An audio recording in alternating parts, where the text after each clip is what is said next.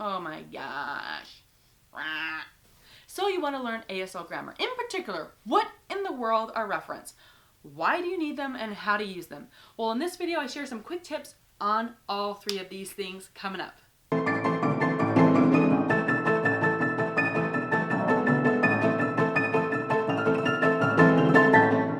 Hey y'all, Rochelle here, helping you to build, strengthen, and explode your ASL skills. On this channel, I teach you new signs, help you to practice, and share tips and tricks just like this video. So if you're new here, please consider subscribing. Down in the description box below is your personal invitation to the ASL Club, which is the best place to be. And when you join, you get access to the ASL Practice Challenge Library of goodness, just for you. It's right down in the description box. Clickety click, click, click, click, click. First of all, what in the world are referents? Okay, referents are the signs you use to refer back to the main topic or the subtopic. Think of them as pronouns in English grammar. So here you can see I've got a couple of sentences here. Now up in pink there's time, topic, comment, and topic, comment.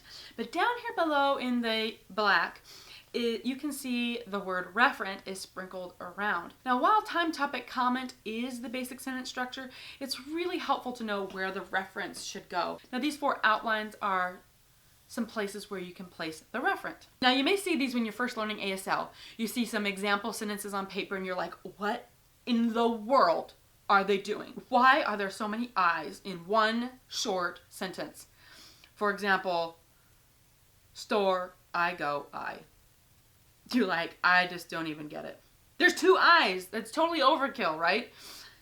And in this short of a sentence, it kind of is. However, you're signing in the real world. Are you just going to blast out a random sentence like this and then just take off? In the real world, you're going to have a conversation. Before you're going to sign store, I go, I, you are going to have some kind of conversation before that leads up to it. And you might even have a conversation after you sign this one sentence. Which means you're going to have a lot of other things you're talking about that's happening. Different topics for different sentences, different ideas, different thoughts, different topics. Did you catch that? Different topics. Which means you're going to have more than one referent. So if you plop this same sentence in the middle of a conversation, those two I's are no longer overkill. Okay, let me explain just a little bit more. Okay, ASL is unique in that it's 100% visual. It's spatial. Okay, it's out here, you set up things here, you're talking about Johnny here, Grandma here, the library here, the doctor here, the store here, me here, you here. You're setting it up in space. You're setting up different places. In English and spoken languages, the language is linear. It's just words coming out of your mouth or words on a paper in a line. You're not setting it up in space. It's just boop, boop, boop, boop, boop, boop, in a line. It's linear. If I were to sign in a linear fashion, just linear, linear, just word up, sign after sign, sign after sign, not moving, not referencing, not anything, your message is going to be really muddled, really confused. You're going to misunderstand tons of stuff. It's going to be really hard to know what in the world you're signing. Are we talking about Johnny, Grandma, the book, the desk, Sunday? What are we talking about? People are like, what's happening? And I'm not exaggerating, okay? I'm not exaggerating. Okay, so if you're using your reference and you're like, okay, Rochelle, I'll use reference. But if you're not using your reference correctly, your message is still going to be muddled. Now let's take a look at this sentence. I've got a couple sentences to illustrate my point. So here's a sentence. Johnny bought Grandma a desk on Sunday. And here I have broken it down into time, topic, comment, and the reference. And you can see I've got Sunday, and I've got the main topic is desk. And the comment is Johnny, Grandma, and buy. So we've got one topic, we've got two people, and now we have three reference. He is Johnny, she is Grandma, it is desk. Now let's go put it all together. This is what it would look like in sign language. Sunday, because that's time, Sunday, Johnny, he. So we're pointing right back to Johnny, we're letting us know Johnny, on Sunday, Johnny is the one that's doing whatever follows. So Sunday, Johnny, he.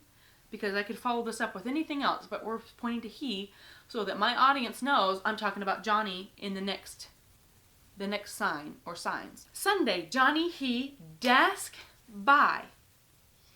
She, grandma, he, give, she. Now, that might sound really confusing, but when you sign it, it's not, I promise. Sunday, Johnny, he, desk, buy, she, grandma, he gives it to her. So in this instance, I'm setting up two people. I'm setting Johnny up to my left. Sunday, Johnny, he, desk, buy. She, grandma, I'm pointing to where she is, and I'm saying this is grandma. You could also do grandma, she. So I'm setting up her spot, and then I'm going to take the desk from Johnny and give it to grandma. So now it's perfectly clear what's going on. Johnny bought a desk. Here's grandma. He gave it to grandma. Okay? Without that spatial arrangement, the sentence isn't going to be as clear. But if I set it up, Johnny here, grandma here, he's giving her the desk, it's super clear what's happening. You know, like, oh, I totally get it. Okay? Even if you miss some signs there, you know Johnny gave something to grandma. Okay? Here is another sentence. Okay, if you have a compound sentence like this one, I'm going to the library tomorrow I'm going to the library tomorrow to get a new book. You'll have more than one topic. Here, library and book are both topics. It's important to make sure that both the library and the book are referred to separately. If we went on with this example, if we added more to this example and said, I love it, it's my favorite. Okay, so what's your favorite? The book or the library or both? Just seeing this, you might think, well, obviously it's the book. Well, actually, I meant the library is my favorite that I love.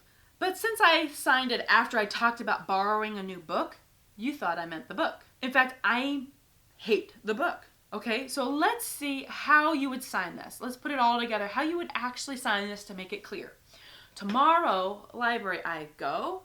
Book, new, borrow. Library, it my favorite. I kiss fist it. Now I'm referring to the library. I'm going tomorrow, library, I go. Book, new, borrow. Then I say library and point to it again because I didn't set it up in the first part of the sentence. Now if I went tomorrow, library, it, I go, book, new, borrow, I could just point right back to that spot and not sign library again. It, my favorite. I kiss fist it. Now I'm going to point to myself again. I kiss fist it. So it's extra clear that it's me that loves and adores the library. Now, okay, say we hate the book. Loathe the book. Maybe it's just really boring. Really boring. It's The Good Earth. Blah. I'm still scarred from when I had to read that as a kid. So if I don't say what's boring, if I don't refer back to the book, you might be confused because you're like, I thought you loved the library. Now you're saying it's boring. You mean you like to be bored, or are you talking about something else? So this we would go tomorrow, library, I go. Book, new, borrow, library, it my favorite. I kiss fist it. Book, it, and I'm going to point to a different spot, it boring. And then obviously in the real world, I would probably continue going on and explaining and talking about the book and saying, oh, now I really need to go. That's why I need to go to the library and get a new book because this one was boring or whatever it is, okay? So I love the library and hate the book. So without reference, this entire conversation would be convoluted, unclear, and confusing, and you'd be like, peace out, I'm out of here, this is dumb. I'm finding somebody else to talk to. Get comfortable with reference and use them. I encourage you, if you want some more examples, to check out my other grammar videos.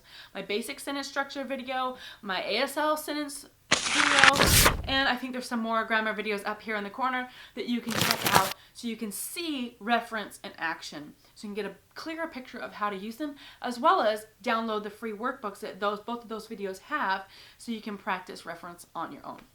Question of the day. What further videos would you like to see from me about ASL? What do you want to learn? Tell me, tell me, tell me, tell me, tell me.